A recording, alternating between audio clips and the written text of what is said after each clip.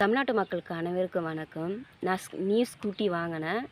இதனுடைய ப்ரைஸ் வந்து 87,000. இதனுடைய மாடல் வந்து ப்ளஸர் ப்ளஸ். இதுதான் இதனுடைய மாடல். இது வந்து லோன் வந்து நெட் கேஷாக எடுக்கலை. லோன் வந்து கனரா பேங்க்கில் லோன் அப்ளை பண்ணி வாங்கினேன். லோன் அப்ளை பண்ணும்போது என்ன சொன்னாங்கனாக்கா 80% தருவேன், 20% நீங்கள் அமௌண்ட்டு கட்டினா தான் நாங்கள் வந்து டிடி கொடுப்பேன் அப்படின்னு சொன்னாங்க. அதுக்கு 65,000 லோன் தந்தாங்க கனரா பேங்க்கில். நான் வந்து 22,000 வந்து என்னுடைய அமௌண்ட்டு போட்டு லோனில் அப்ளை பண்ணி டிடி வாங்கினேன். டிடி வாங்கிட்டு ஷோரூமில் போயிட்டு கொடுத்தேன். 1 வீக் ஆயிடுச்சு. ரிஜிஸ்ட்ரேஷன் பண்ணுறதுக்கு எல்லாமே 1 வீக் ஆச்சு. இந்த வண்டி எடுக்கிறதுக்கு 1 வீக் மேக்ஸிமம் 1 வீக் டைம் ஆயிடுச்சு. டுடே தான் நான் டெலிவரி பண்ணேன்.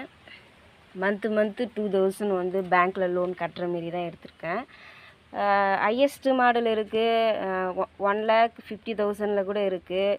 எலக்ட்ரிக் ஸ்கூட்டர்லாம் இருக்குது, எல்லாமே இருக்குது. பட் ஆனால் நம்மளுக்கு வந்து ஒரு இடத்துலேருந்து இன்னொரு இடத்துக்கு ட்ராவல் பண்ண கம்ஃபர்டபுளாக இருந்தால் போதும். மாடலாக ஸ்கூட்டி வாங்கணும்னு ஆசை இல்லை. யார்கிட்டையும் எந்த ஒரு பிரச்சனையும் இல்லாத நம்ம ஸ்கூட்டி இருந்ததா நார்மலாக யூஸ் பண்ணால் போதும். நம்மளுக்கு ஹையஸ்ட்டு ப்ரைஸ்லேயும் நம்மளுக்கு வேணாம், ஹையஸ்ட்டு மாடலையும் வேணாம், சிம்பிளாக நம்மளுக்கு இருந்தாவே போதும். நான் வாங்கினேன் நியூ ஸ்கூட்டி தான் வாங்கினேன். ரிஜிஸ்ட்ரேஷனும் போயிட்டு வந்துட்டேன்.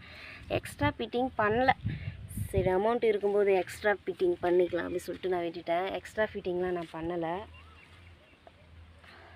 இதுதான் ஆன் பட்டன், சிம்பிளாக தான் இருக்குது. எக்ஸ்ட்ரா ஃபிட்டிங்லாம் நான் பண்ணலை. இதுதான் சீட்டு. இங்கே தான் வந்து பெட்ரோல் போடுறதுக்கு சாவி போடுற இடம்.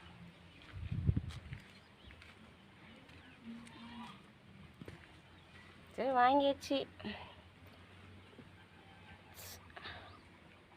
இதுதான் ஓடோமீட்டர் பொழுது. எத்தனை 26 கிலோமீட்டர் ஓடி இருக்கு பொழுது. இது வந்து ஸ்பீடு, நம்ம எந்த லெவல் ஓட்டுறோமான்ட்டு ஸ்பீடு. சரி, ஓகே மக்கள், சப்ஸ்கிரைப் பண்ணுங்கள், லைக் பண்ணுங்கள்.